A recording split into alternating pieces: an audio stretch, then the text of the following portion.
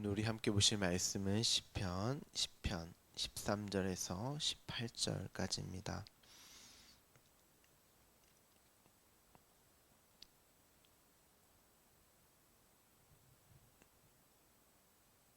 시편 13절에서 18절까지 우리 함께 봉독하도록 하겠습니다. 어찌하여 악인이 하나님을 멸시하여 그의 마음에 이르기를 주는 감찰하지 아니하리라 하나이까. 주께서는 보셨나이다. 주는 재앙과 원한을 감찰하시고 주의 손으로 갚으려 하시오니 외로운 자가 주를 의지하나이다. 주는 벌써부터 고아를 도우시는 이시니이다. 악인의 팔을 꺾으소서. 악인의 악한 자의 악을 더 이상 찾아낼 수 없을 때까지 찾으소서. 여호와께서는 영원 무궁하도록 왕이시니 이방 나라들이 주의 땅에서 멸망하였나이다. 여호와여, 주는 겸손한 자의 소원을 들으셨사오니 그들의 마음을 준비하시고 귀를 기울여 들으시고 고아와 압제당하는 자를 위하여 심판하사 세상에 속한 자가 다시는 위협하지 못하게 하시리이다. 아멘. 오늘은 시편을 끝까지 함께 보도록 하겠습니다. 다윗은 시편 9편과 10편에서 뭇 라벤, 예수 그리스도의 죽음으로 말미암는 죽은 자신의 실체에 대한 확인과 그로 살아나게 된 은혜를 찬송하고 있다고 말씀을 드렸습니다. 성경에서 말하는 죽음은 살아남입니다. 죽음과 살아남, 죽음과 생명, 이 두 가지는 다른 게 아닙니다, 여러분. 그래서 하나님이 성도들의 죽음조차도 소중히 여기신다고 말씀을 하는 것입니다. 왜일까요? 그 죽음이 살아남, 생명이기 때문입니다. 우리 함께 시편 116편, 우리가 새벽마다 시편을 보고 있는데 언젠간 116편을 함께 보겠죠? 시편 116편 15절을 먼저 미리 한번 우리 함께 보도록 하겠습니다. 제가 새번역 버전으로 그렇게 제가 자막을 준비했는데 우리 함께 보도록 하죠. 성도들의 죽음조차도 주님께서는 소중히 여기신다. 주님이 성도들의 죽음조차도 소중히 여기신다. 그 죽음이 살아남, 생명이기 때문입니다.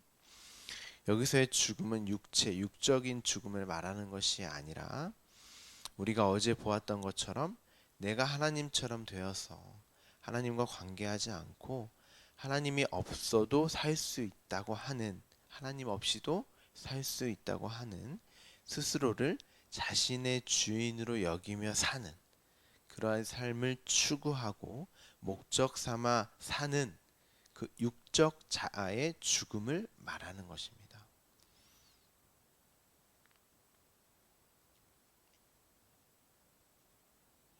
하나님이 찾아오심으로 말미암아 너 하나님 아니야. 왜냐하면 모든 인간이 자신의 삶의 주인으로 또한 그것을 목적 삼아 자신의 행복을 위해서 살아가잖아요. 그렇죠? 그 주체를 자신으로 두고 산단 말이죠. 근데 하나님이 나의 삶 속에 나에게 찾아오셔서 그 주체인 나를 밀어내시는 거예요. 죽여가시는 것입니다. 너 주체 아니야. 네 삶의 주인 너 아니야. 하고 그 말씀으로 인한 그 죽음, 내 삶에 내가 주인이 아닌 게 죽음이란 말이죠. 그 육적 자아의 죽음을 말하는 거예요. 그로 내 안에 내 삶의 주인이 내가 아니라 하나님이시구나 라고 하는 그 육적 자아의 죽음을 경험하지만 그게 하나님으로 진짜 영원한 생명으로 채워지는 것이기 때문에 동시에 살아남이라고 말을 하는 것입니다. 나는 내 삶의 주인이 아니지. 하나님 없이 사는 인생이 진짜 망하는 인생이구나를 깨닫게 되는 과정과 결국까지를 죽음이라고 하는 것이죠. 그 죽음으로 영원한 사망을 이기게 되는 것입니다.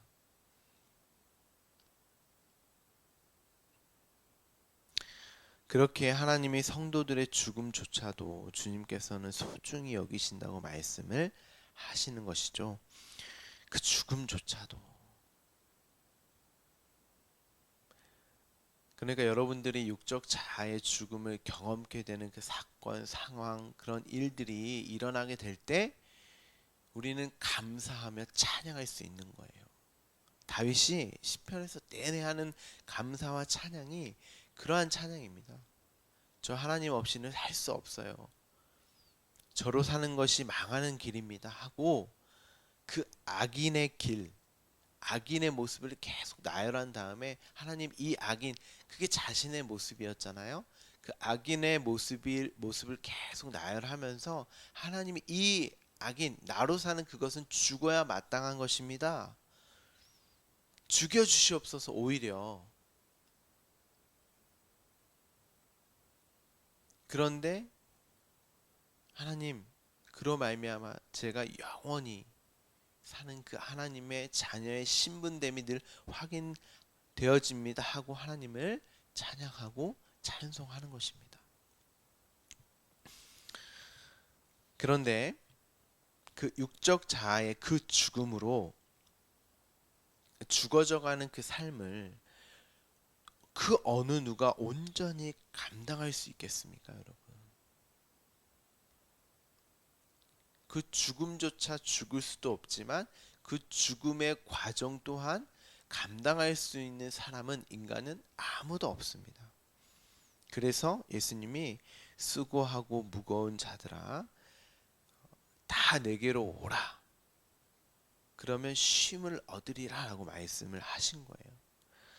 예수님이 그들을 품고 십자가에서 죽으시고 다시 살아나심으로 우리가 죽을 수도 없는 죽음을 내가 되어서, 예수 그리스도가 내가 되어서 죽으셨고 우리가 살아날 수 없는 그 살아남을 예수 그리스도가 내가 되어서 살아나셨기에 그 십자가가 내 십자가이구나를 알게 하시기 위한 그 주어진 실제화된 십자가의 삶이 우리를 통해 나타날 때, 우리가 경험하게 될 때 그 모든 과정과 결국을 이루신 예수 그리스도를 찬송하게 되는 것입니다.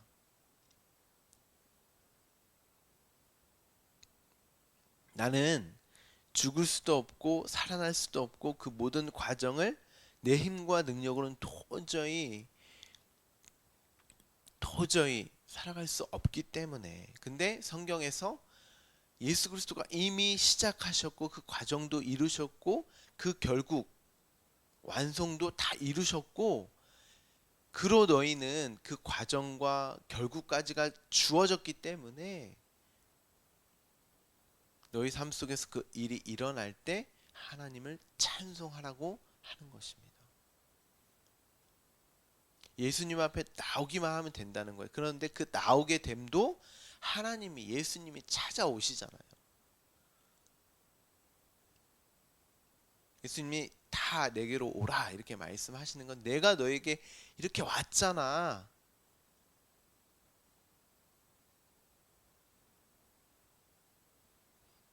그래서 복음서에 보면 예수님이 병든 자, 귀신 들린 자, 죽은 자들에게 찾아가시는 것입니다. 내가 이렇게 왔다. 내 아들아, 내 딸아, 내가 이렇게 너에게 왔다.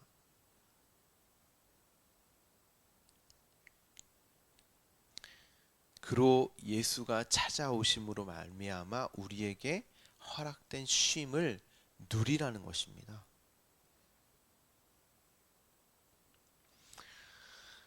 13절에서 다윗은 악인인 자신이 여전히 하나님을 멸시하여 마음속으로 하나님은 감찰하지 아니하리라 하나이까 라고 말을 합니다.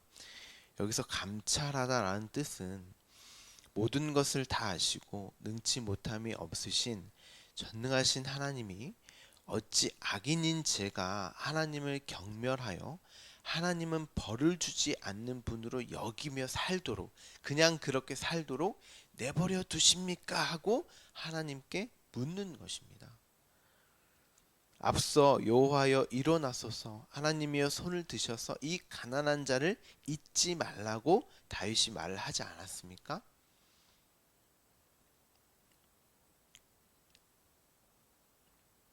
여기서 이 가난한 자, 하나님 없으면 도저히 살 수 없다라고 하는 그 심령의 가난함을 말하기도 하지만, 제가 어제 찾아보니까 이 상대적 가난함, 그 페레스라고 하는 단어가 이렇게 쓰였더라고요. 그 70인역을 보니까 그 절대적 가난함으로부터 비롯되어진 그 상대적 가난함, 그 모든 것을 포함한 단어인 것 같아요. 이 다윗의 그 실존을 그렇게 표현한 겁니다. 우리는 12절에서 그 하나님의 능력을 지금 통하여서, 하나님 나에게 찾아오셔서 지금의 이 악한 나를 찾아오셔서 여호와여 일어나소서, 하나님의 그 능력으로 나를 다시금 하나님에게 마음을 향하여, 하나님께 마음을 향하고 시선을 돌릴 수 있도록 주님 역사하시옵소서라고 말을 한단 말이죠.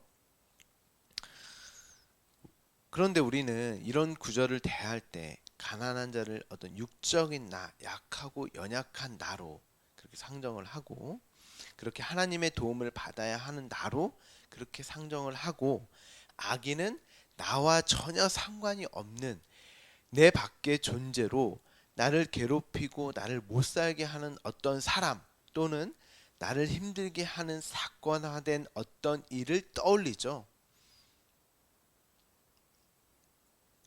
그런데 다윗은 그렇게 말하지 않습니다. 그 가난한 자는 나고, 그 악한 자는 나를 괴롭히는 어떤 사람, 또 나를 괴롭게 하는 어떤 상황과 환경들로 정의하지 않아요. 잘 읽어보시면 악인도 다윗이고 가난한 자도 다윗 자신입니다.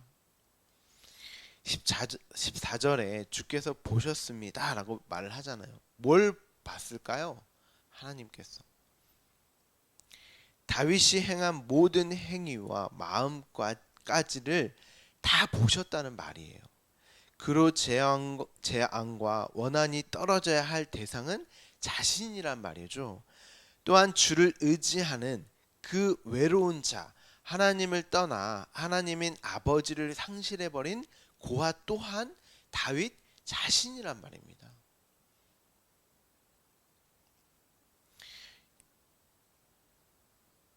여러분이 성경에 기록된 이 말씀을 읽으시면서 어떤 내 밖에 일어나는 일로, 어떤 일들로 기록된 책으로 보시면 안 돼요.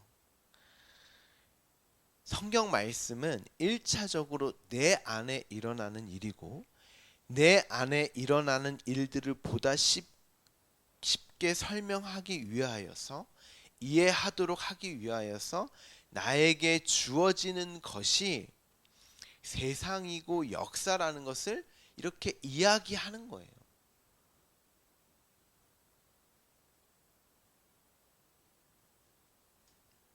그래서 역사와 이런 그 역사서나 이런 내러티브, 사건화된 일들이 기록되어져 있는 것입니다. 근데 그것들이 일어나는 1차적인 그 장소는 내 안이란 말이죠. 내 밖에 어떤 사건과 상황들이 아니에요, 여러분. 내 안에서 일어나는 나의 사건, 나의 일이란 말이죠. 그러니까 성경을 읽으실 때 이 모든 말씀은 내 안에서 일어나는 일들로 이해를 하셔야지, 자꾸 내 밖에서 원수를 찾으시면 안 돼요. 이 원수도 나고 하나님을 의지하고 의존할 수밖에 없는 고아이며 외로운 자는 나란 말입니다. 나. 내가 악인이었고 원수였고 대적자, 또한 내가 가난한 자이며 외로운 자이며 고아란 말이죠.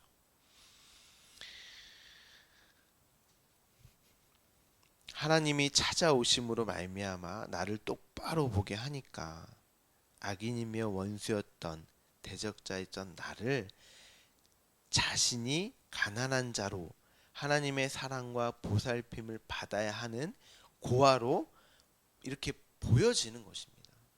말씀이 그렇게 나의 마음을 바꾸는 거예요.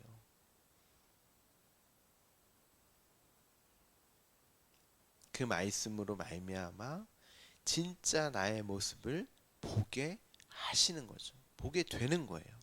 아, 나는 하나님의 도움이 필요한 자구나. 내가 누군가를 사랑하고 도울 수 있는 존재가 아니구나 하고 그 사랑을 구해야 하는 마음이 가난한 자가 맞지. 또한 이 고아, 외로운 자, 이 가난한 자, 상대적인 어떤 그런 세상적인 뭐 표현을 많이 하잖아요. 예수님도 오셔서 고아, 과부, 창녀, 세리 이러한 자들을 본단 말이죠. 근데 바리새인과 사두개인들은 상대적으로 나는 이들보다 더 훨씬 높은 위치를 누리고 있는 자라고 본인들을 생각했어요.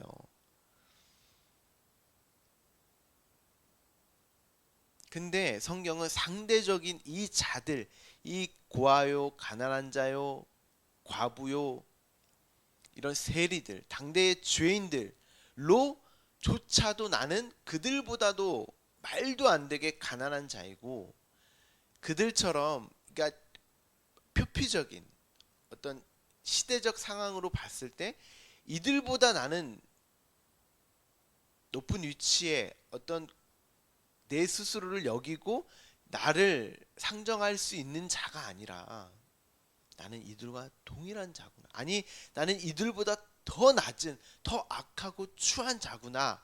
라는 것을 내가 볼 수 있으셔야 하는 거예요. 그래서 이 페레스라는 단어까지 썼다니까요. 성경에서.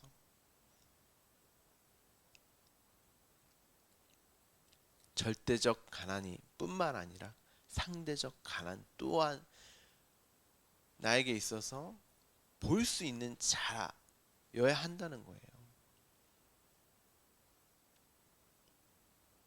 그렇게 우리는 하나님만을 절대적으로 의존하고 의지하는 자가 되어야 하는 것입니다. 그래서 15절에 다윗이 이렇게 고백을 합니다. 하나님, 악인의 팔을 꺾으소서. 그 악함을 샅샅이 살펴서 찾아낼 수 없는 때까지 찾아서 없애주세요 하고 다윗이 그렇게 고백을 하는 거예요. 그 악인은 다윗이라니까요. 저와 여러분. 내 밖에 어떤 원수를 찾아서 복수해주세요 이런 말이 아닙니다. 내 원수를 찾아서 그를 멸하여 주세요.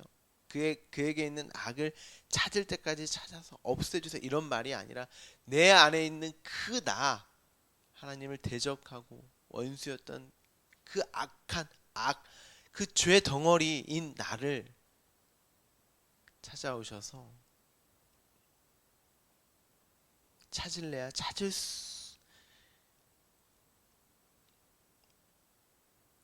찾을래야 내가 나 스스로는 그렇게 여기잖아요. 죄 없는 자로 여기잖아요. 그렇게 다윗도 살아왔는데 하나님이 찾아오셔서 뼛속까지 감추고 싶었던 그 죄를 찾아내신 그 하나님을 찬송하는 거예요. 그래서 하나님 혹여 이거 말고 다른 죄가 있다면 더 찾아서 찾을 때까지 더 찾아서 주님 없애주세요 하고 고백을 하는 것입니다. 자신의 악함을 하나님께 토로하는 거예요. 성경을 이것을 부흥이라고 합니다. 성경에서 부흥이라는 단어가 하박국에서 딱 한 번 나오는데 우리가 이걸 나중에 살펴보겠지만 단순히 부흥은 사람이 많아지고 교회 건물이 커지는 것을 말하는 것이 아닙니다, 여러분. 내 안에 악하고 더러운 것들이 하나 둘씩 잘려져 나가고 여러분 그게 뭐겠어요? 나를 구축하고 나를 주인으로 살게 했던 모든 것들 그게 뭐든 상관없어요. 그러한 것들이 나에게 떨어져 나가야 내 안에 하나님으로 가득 차게 될 거 아니겠습니까? 그것을 복이라고 우리가 시작했잖아요. 하나님으로 채워지는 거. 내 안에 나는 나게 되고 그걸 복이라고 말씀을 제가 드렸는데, 그렇게 되어져 가는 그 복된 자로 되어져 가는 모든 과정과 결국 또한 복이었죠. 그것을 성경이 부흥이라고도 표현을 합니다. 그래서 하박국이 주님 빨리 오셔서 부흥하게 하옵소서, 빨리 오셔서 내 안의 죄와 악을 잘라내 주시옵소서 하고 긍휼로 부흥을 구하는 것입니다. 이 다윗이 하는 이 고백이 하박국이 한 그 부흥, 그 고백이에요, 여러분.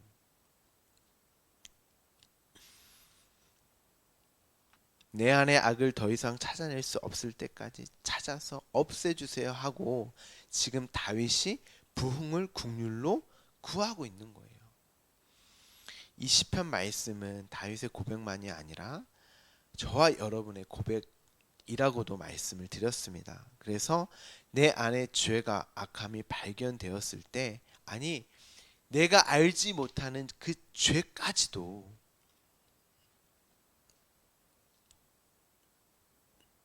이 죄와 악함은 단순히 윤리와 도덕, 사회법을 말하는 것이 아닙니다, 여러분. 내가 나로 사는 나라는 존재의 한계를 말한다고 말씀을 드렸죠? 그럼 우리는 내 안에서 죄와 악함이 늘 발견되는 게 맞는 것이고, 그렇죠? 나로 살지 않은 사람은 없으니까. 그렇게 한순간도 하나님의 도움 없이는 살 수 없다는 처절함과 절규와 부르짖음으로 하나님께 내 안에 더 이상 찾아낼 수 없을 때까지 그 죄와 악을 찾으셔서 잘라내 주소서 하고 그 부흥을 구해야 한단 말이죠.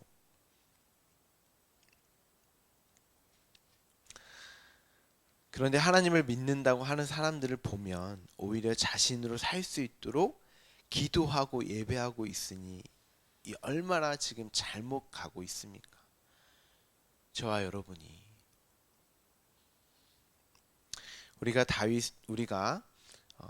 다윗의 16, 17절 한번 보면 자신이 그 은혜를 알지 못하고 살았다면 영원히 이방 나라들처럼 멸망당했을 것인데 하나님이 자신을 겸손하게 하시고 소원까지 할 수 있도록 마음을 준비하셨고 그들의 소리를, 그 부흥을 구하는 소리를 귀를